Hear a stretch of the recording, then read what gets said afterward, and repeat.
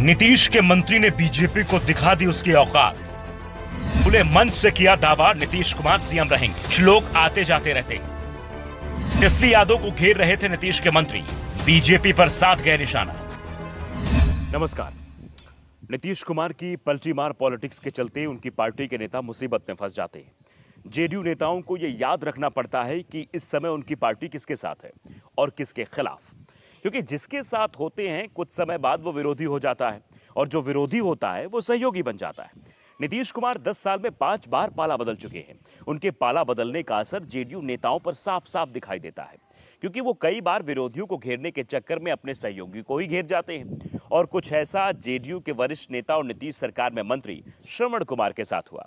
श्रवण कुमार घेर तो तेजस्वी यादव को रहे थे, लेकिन उनके निशाने पर कब बीजेपी आ गई उन्हें भी इस बात का एहसास नहीं हुआ। वैसे दावा तो यहां तक किया जा रहा है कि श्रवण कुमार ने बयान जानबूझकर दिया था, जिससे बीजेपी को एहसास दिलाया जा सके कि जो बिहार की सत्ता में है वो नीतीश कुमार की मेहरबानी के चलते। नहीं तो बीजेपी को विपक्ष में ही बैठना पड़ता और शायद केंद्र में भी सरकार इंडिया गठबंधन की होती और बीजेपी केंद्र में भी विपक्ष में होती। दरअसल श्रवण कुमार ने तेजस्वी यादव के उस बयान को लेकर जवाब मांगा था, जिसमें तेजस्वी यादव ने नीतीश पर यह आरोप लगाए थे कि 2 साल पहले वो हमारे पास आए थे। आरजेडी के विधायकों के सामने नीतीश कुमार हाथ जोड़ खड़े थे। वे हमारे साथ सरकार बनाने की विनती कर रहे थे। मेरे पास इसका वीडियो फुटेज भी है। जब वे मेरे सामने गिड़गिड़ा रहे थे, वो मेरे विधायक मौजूद भी थे।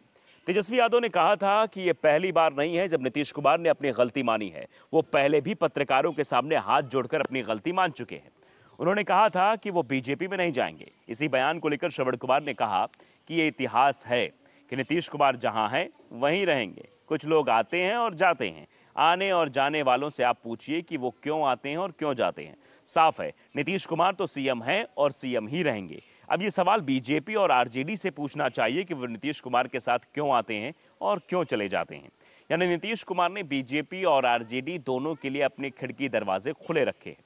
अब किसी का आना है और किसी का जाना है, ये तो वो ही जाने। श्रवण कुमार का बयान सीधे सीधे बीजेपी को चुनौती माना जा रहा है, जो कुछ समय पहले तक विपक्ष में थी, लेकिन नीतीश कुमार के साथ आने वाले उसके चलते वो सत्ता में आ गई। यानी बीजेपी की स्थिति में बदलाव हुआ है। नीतीश कुमार तो पहले भी सरकार में थे, अभी भी सरकार में है, यानी वो ही सरकार है। जेडीयू के नेता के बयान के बाद बीजेपी के अंदर जरूर बेचैनी दिखाई दे रही है, लेकिन परेशानी ये भी है कि वो नीतीश के खिलाफ कुछ बोल नहीं पा रहे हैं, क्योंकि नीतीश के खिलाफ बोलने का मतलब है कि हाथ से सत्ता का चले जाना। वैसे भी नीतीश कुमार बीजेपी से नाराज चल रहे हैं।